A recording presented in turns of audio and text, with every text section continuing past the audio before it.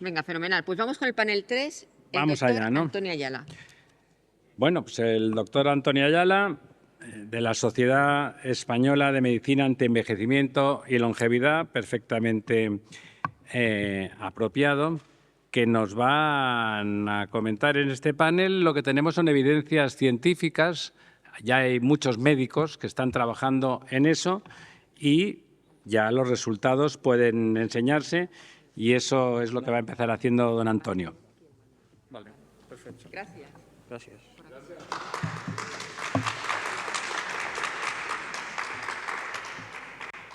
Y se verá aquí, ¿no? En el ordenador. Ah, vale. Entonces miro la pantalla, ¿no? Y la paso aquí. Vale, perfecto. Te lo van a poner. Ya está. Bueno, pues en el momento, mientras ponen la presentación, muchísimas gracias, José Luis, por invitarme a estar aquí en este acto. Y bueno, pues vamos a ir en el momento que pongan la presentación, voy a dar una visión, llamémosle prudente y optimista, ¿vale? Prudente porque llevo 40 años trabajando e investigando. ¿Vale? Ok.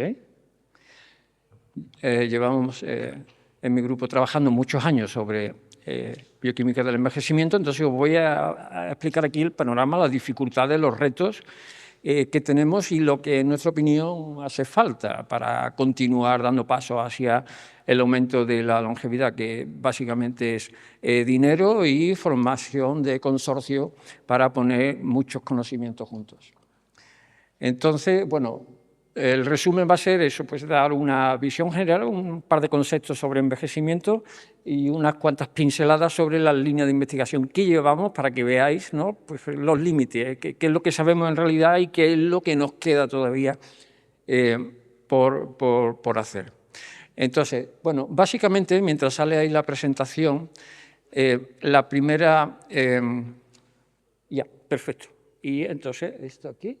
Este es el resumen y este es el grupo de investigación y esas son nuestras líneas, ¿no?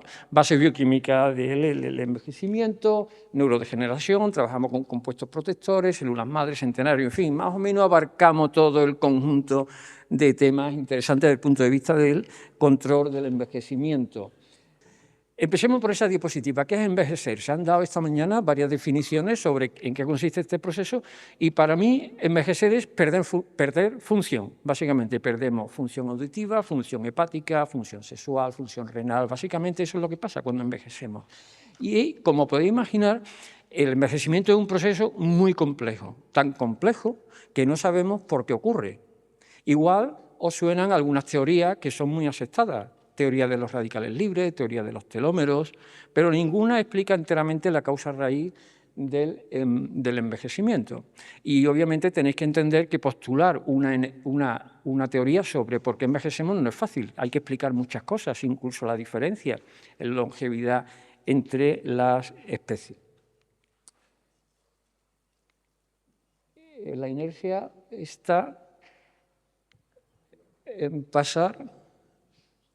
Bien, no sabemos qué causa el envejecimiento, pero lo que sí sabemos, y creo que ha quedado claro esta mañana, los cambios que ocurren a nivel molecular y a nivel celular. Y también sabemos aquellos factores que acortan y alargan la vida. Por poner un ejemplo, ¿vale? Porque la presentación va a ser más del lado de la divulgación, porque por la heterogeneidad del público, pero sabemos, por ejemplo, que fumar acorta la vida, la obesidad corta la vida y la buena alimentación la alarga, etcétera, etcétera. Entonces, bueno, conocemos esos factores y esos factores lo que permiten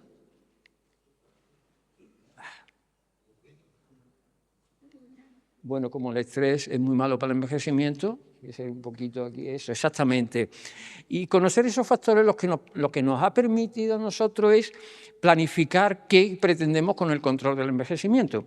Entonces, un primer objetivo en el control del envejecimiento es que las expectativas de vida libre de discapacidad, que es el número de años que uno vive sin tener problemas serios de salud, es decir, sin tener que ir a un hospital, pues se acerque lo máximo posible, igual son las pilas, ¿no? Se va mejor el play. Vale, gracias. Que esa expectativa libre de discapacidad se acerque lo máximo posible a la expectativa de vida, que ahí tenéis las actualizadas, bueno, actualizadas del año pasado, según el Instituto Nacional de Estadística en España, ¿vale? Que no es poco. Entonces, ese sería un primer objetivo. Y el segundo objetivo sería llevar la expectativa de vida a la vida máxima potencial, es decir, al número de años que más ha vivido un individuo de nuestra especie, en este caso 122 años. Y la verdad es que no era cuestión de pila. O me lo pasa, por favor, siguiente diapositiva. Y en realidad no lo estamos haciendo mal, porque todas las evoluciones de las curvas de expectativa de vida son ascendentes siempre, no son exponenciales, son lineales. Y si, por ejemplo, comparamos cómo ha cambiado la expectativa de vida entre el principio del siglo pasado, 1900, y el 2005, vemos que el incremento ha sido bastante importante, en torno a 40 y tantos años. Eso implica un aumento de aproximadamente 5 meses al año. Pero claro, aquí esas expectativas de vida, las del 1900, estaban muy lastradas por la mortalidad infantil. Y entonces uno puede decir, claro, ahora ya mortalidad infantil hay poca. Entonces, ¿cómo es ese aumento? Bueno, pues vamos a analizar un segmento, siguiente diapositiva, un segmento de años mucho más reciente. Exactamente. Comparamos 2005 con 2023 y resulta que esas expectativas de vida están aumentando alrededor de 2,5 meses al año. Y ese aumento es lineal. Ese aumento es lineal y lo que se trata es de hacerlo exponencial, de alguna manera, porque si se llega a ser exponencial y esa cifra llega a 12 meses al año, se puede dar la situación que explica muy bien el profesor Aurier de Grey, con su concepto L y V, velocidad de escape del envejecimiento, en el que una persona puede tener 99 años y las expectativas de vida son 100, pues entonces uno cumple un año y las expectativas de vida aumentan otro año, con lo cual está siempre cumpliendo y teniendo por delante un año más. Entonces, aquí ya no estamos hablando que ese aumento de las expectativas de vida se producen por una disminución de la mortalidad infantil, ¿no? Aquí estamos hablando que ese aumento de las expectativas de vida se produce porque todas las tecnologías, todas las técnicas que tenéis ahí, la nanomedicina, la robótica, pues todo eso permite un avance en aumento progresivo de las expectativas de vida. ¿Quién se va a beneficiar de todos estos conceptos nuevos, de todas estas tecnologías emergentes? Pues obviamente todo el que se cuide, eso es lo básico. Pero se van a beneficiar mucho más aquellas personas que tengan mucha menos o poca susceptibilidad a la enfermedad y que ya de serie de nacimiento tengan una serie de polimorfismos de longevidad que son los que confieren la posibilidad de llegar a una longevidad extrema. Siguiente diapositiva. Minutos. Yo cuando llegue a los 15 minutos, José Luis, corto, ¿vale? Me voy a conclusiones y tú me preguntas. Entonces, nosotros estamos hablando aquí que bueno, estamos apuntando hacia un concepto que ya José Luis dijo esta mañana que no le gustaba, que es envejecimiento saludable, pero bueno, el que realmente nos gusta, en eso estaremos de acuerdo, es lo que no nos gusta es el envejecimiento patológico. Entonces, si en un momento nos hemos planteado ese objetivo que hemos puesto en la primera diapositiva de llegar lo máximo posible a los 122 años, la pregunta también que nos podemos hacer, bueno, estamos enlenteciendo el envejecimiento, pero ¿será posible revertirlo? Bueno, pues en la medida, recordad la primera definición de envejecimiento, es perder función. Entonces, en la medida que se vaya restituyendo todo aquello que deja de funcionar, pues podemos decir que sí, aunque, claro, para responder esto aquí caben todo tipo de profecías. En cualquier caso, tenemos que ser conscientes que eso será posible cuando conozcamos todos los aspectos del envejecimiento en general y también cuando las técnicas de trasplante o de ingeniería de tejido pues también se desarrollen lo suficiente. Pero creo que podemos decir que será posible en el futuro. No sé si en 60, 10, 20 o lo que sea. Siguiente diapositiva. Bien, y aquí, por ejemplo, se ha hablado muy acertadamente de la medicina regenerativa. Ha abierto un frente, bueno, ya lo abrió, no es nuevo, abrió un frente de batalla, ¿no?, en conseguir que todo lo que se altera por una enfermedad, por el envejecimiento en sí, pues pueda ser restituido, reparado, utilizando pues todas esas terapias de la medicina regenerativa. Siguiente diapositiva. La medicina antienvejecimiento se ocupa del control del envejecimiento, ¿vale? Y lo que hace la medicina antienvejecimiento es intentar trasladar todo lo que sale, todos los resultados de investigación sobre envejecimiento que se producen diariamente en los laboratorios, trasladarlo a la clínica. Siguiente diapositiva. Y esta medicina antienvejecimiento, que es medicina preventiva, es medicina predictiva, es multidisciplinar porque sus avances dependen de los avances de la bioquímica, la fisiología, la genética, de la epigenética y también del avance de las tecnologías nuevas emergentes, y es también transversal, es de aplicación. Todo lo que dice la medicina antienvejecimiento es de aplicación a todas las especialidades médicas. ¿Y el objetivo cuál es? Prevenir y detectar de forma temprana todas aquellas alteraciones que ocurren con el envejecimiento. Siguiente diapositiva. Pero claro, este objetivo no es pequeño, este objetivo es muy grande. ¿Por qué? Porque si aceptamos que la edad afecta a todos los órganos de nuestro cuerpo y produce muchos cambios moleculares, y estos cambios moleculares cada uno puede generar un problema de salud, entonces hay muchas cosas que prevenir. Siguiente diapositiva. Y esta medicina antienvejecimiento tiene algunas singularidades. La primera de ellas desde el punto de vista conceptual. ¿Por qué? Porque se basa en que entendamos perfectamente el proceso de envejecimiento. Y ahí todavía muchos aspectos se desconocen. Y también estamos acostumbrados a que todas las terapias se aprueben para el tratamiento de enfermedad. Pero claro, en el envejecimiento hay que aceptar que un solo cambio molecular genera un problema, por ejemplo, la disminución de hormonas en la menopausia de la mujer, y entonces habría que tratar ese cambio. Entonces, se supone la medicina antienvejecimiento un cambio de concepto en ese sentido. Siguiente diapositiva.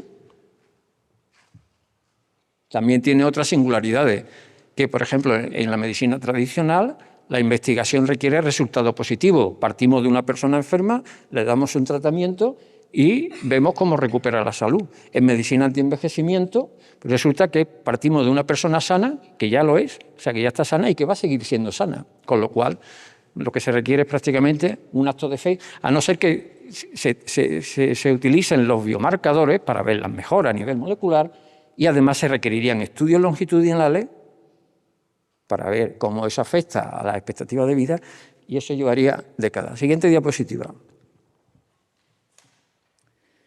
La medicina antienvejecimiento también tiene esos inconvenientes que estoy poniendo. Ahí tiene la palabra, tiene el prefijo anti, no lo tiene ninguna especialidad médica. Los oncólogos no se llaman medicina anticáncer, por poner un ejemplo. Pero esta tiene ese prefijo. Y ese prefijo tiene algún inconveniente, que lo ha tenido desde su nacimiento. Y es que antienvejecimiento significa, o deja ver que hay que tener aversión al envejecimiento. Eso por un lado. Y después, pues bueno, pues algunas veces en medicina antienvejecimiento, pues tampoco hay que ser muy talibán. No hay que pretender que uno se mantenga sano a base de comer bien o a base de tomar un suplemento. Oye, si hay que utilizar fármacos, pues se utilizan. Y después otro de los inconvenientes que yo le veo a la medicina antienvejecimiento, estoy siendo aquí un poquito crítico, es que de vez en cuando en medicina antienvejecimiento se nos enseñan las fotos de unos privilegiados que a los 90 años pues tienen una masa muscular tremenda o tienen un grado de atractividad tremendo. Y eso de alguna manera está obviando la gran diferencia que hay en el envejecimiento de las personas y crea falsas expectativas.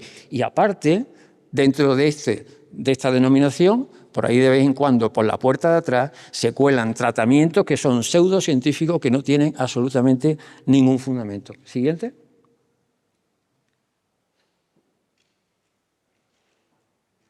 No, la anterior. No, anterior. De todas maneras, la medicina anti-envejecimiento cumple su función en luchar contra el envejecimiento patológico. ¿Por qué? Tiene sentido, porque el envejecimiento limita la vida de las personas, causa rechazo, deprime, causa soledad. Es un factor de riesgo para muchas enfermedades y conlleva mucho coste. Pero ojo, como hemos dicho, oye, no sé si en el futuro las personas de edad desaparecerán, pero hoy por hoy todos tenemos nuestra edad. Yo tengo 65 años y muy contento con los que tengo. Pero el refrán ese que tenéis ahí abajo, yo creo que hay que tenerlo en cuenta, ¿vale? Dicen que es malo llegar a viejo, pero peor es no llegar a serlo. O sea, que creo que hay que tener conciencia de que, oye, una persona que hoy por hoy seguiremos cumpliendo años y que lo que interesa es que estemos lo más sanos posible. Siguiente diapositiva. Y casi ya me toca... ¿Qué es lo que podemos hacer para envejecer? Esto se hace para no envejecer o envejecer más lentamente. Siguiente.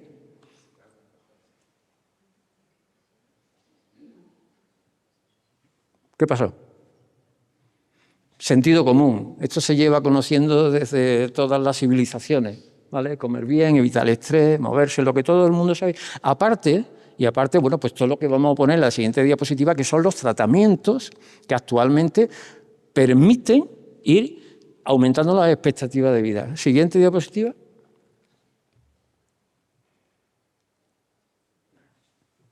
Pequeños detalles también cuentan, ¿eh? Tampoco hay que irse simplemente a un tratamiento con hormonas, con metformina. Pequeños detalles, las actividades de la vida diaria también funcionan. Siguiente diapositiva. A ver si llegamos casi a la última.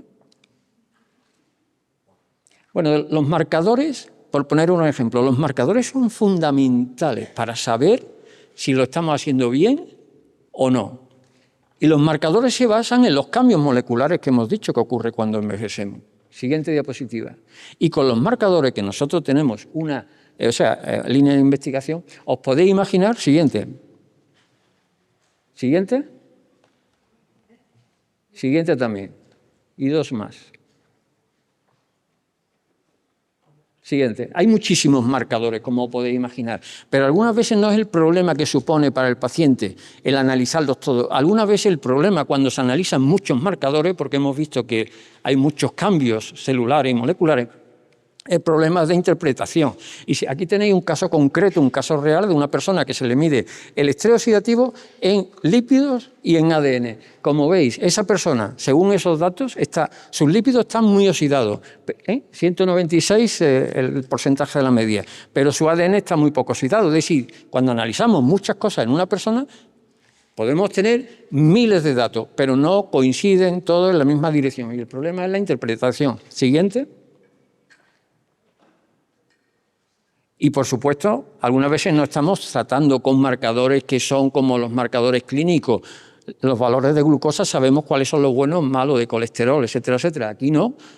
Cualquier marcador de envejecimiento tenemos que estar seguros cómo varían en cada persona y vemos que para algunas personas cualquier marcador de estrés oxidativo pues, son estables a lo largo de varias semanas o en otras personas son muy erráticos. Esto es importante saberlo antes de emprender ninguna intervención.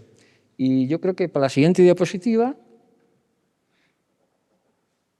bueno, este es un trabajito para que veáis. Esto es una enciclopedia, ¿no?, que ha salido sobre los marcadores. Y ahí se os indican todos los marcadores que hay. Pero la conclusión es que nunca se concluye con que alguno es el gold estándar, con que un par de ellos son lo importante, sino lo sueltan ahí y que cada uno se las bien. Siguiente diapositiva. Y ya, vamos, siguiente. No voy a hablar Bueno, los suplementos. Pues suplementos, ¿cómo lo investigamos? Los suplementos tenemos que elegir un proceso que cambia con la edad y cuando utilizamos un compuesto protector tenemos que jugárnosla a una sola carta. Elegimos un tratamiento, una dosis, y bueno, si elegimos 6 meses, pues a lo mejor vemos resultados negativos, pero a lo mejor si elegimos un año, pues podemos ver uno positivo. Es decir, esto no lo tenemos que jugar todo a una sola carta. Y siguiente diapositiva, creo que, vamos, siguiente, para ya terminar. De la biología de las células madre, esta mañana se ha dicho, hacen su efecto terapéutico. Pero de las células madre, antes de utilizar la siguiente diapositiva, tenemos que responder a muchas preguntas. Porque, por ejemplo, cuando se inyecta unas células madre en un sitio, las primeras preguntas que nos hacemos en nuestra investigación es, 1, ¿se quedan allí mucho tiempo? Es decir, ¿sobreviven? ¿Se diferencian? ¿Cuánto tiempo tardan en diferenciarse? Porque, claro, nosotros hemos visto que que a los 6 meses siguen allí, que no se van cuando hay una inyección local, a los 6 meses siguen allí y a los 6 meses empiezan a diferenciarse. Tener en cuenta que les cuesta trabajo adaptarse al nuevo medio. Entonces hay que, después de un tratamiento con células madre, uno no puede ver los resultados a los 2 días, tiene que esperar 6 meses. Y siguiente diapositiva, y acabo, José Luis, para que no... Eso, bueno, nosotros estudiamos eso, ese tipo de cuestiones básicas, y lo que quiero es presentar la última ya. Siguiente. No, más para adelante. No hay tiempo para hablar de todo esto. Siguiente. Más. Ahora parece que me está haciendo... La anterior, por favor, ya termino. Aquí tenéis, aparte de todo eso que hemos puesto al principio, qué es lo que puede hacer uno para envejecer lo más lentamente posible, ahí tenéis toda esa plétora de técnicas, de tratamiento, que están súper descritos, que tienen su efecto y que obviamente hay que ponerlas todas juntas, porque ninguna por sí misma puede a lo mejor tener un efecto grande contra el envejecimiento. A mí me gustan mucho las que tienen que ver con la parabiosis, es decir, con la neutralización de una sola molécula en plasma, que suelen ser citoquinas, ¿vale? Como el siguiente trabajo, sí, igual, esta. Como este último trabajo que salió en todos los medios, como la neutralización de la citoquina 11 alarga la vida en un 25%.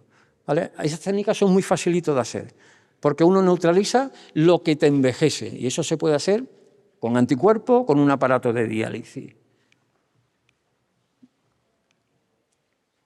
Yo creo que, bueno, podemos terminar, porque, bueno, de los senolíticos, ojo, porque se habla mucho de senescencia celular. Los senolíticos, la célula se hace senescente en respuesta a un daño. En respuesta a un daño, como veis ahí, la célula tiene 2 posibilidades. 1, reparar el daño y seguir viviendo, o morir. Pero hay una tercera opción, que es volverse senescente. Que eso es curioso, nos trae un poquito...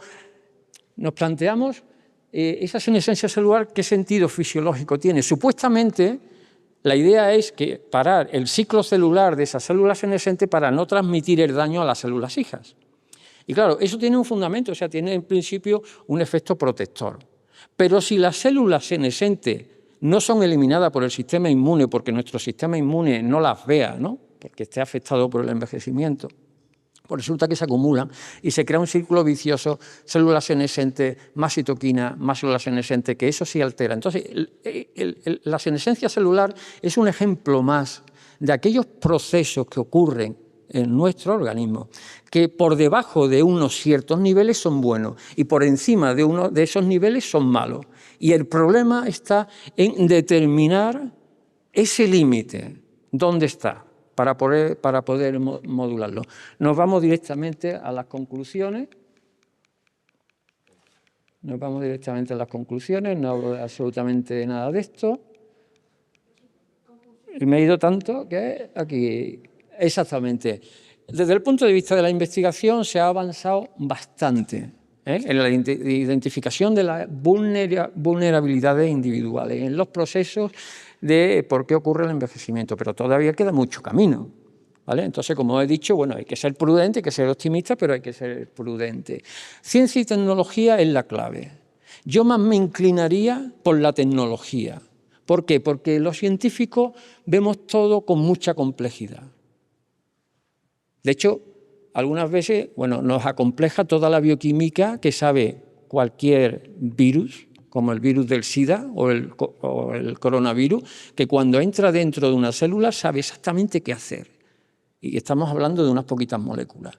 Sabe dónde ir, cómo poner toda la maquinaria celular al servicio del virus, a su servicio, y sin embargo los bioquímicos seguimos y seguimos viendo cualquier célula como con mucha complejidad. Los ingenieros de la salud lo ven de forma distinta. ¿Por qué? Para un ingeniero de la salud, una neurona alterada pues es una especie de cablecito ahí que echa iones para afuera y iones para adentro. Y en el momento que tú a un ingeniero le des una diferencia de potencial, le pone unos cables y lo conecta a lo que se quiera. Entonces, creo que ahí está pujará mucho más por el control del envejecimiento la tecnología que la ciencia.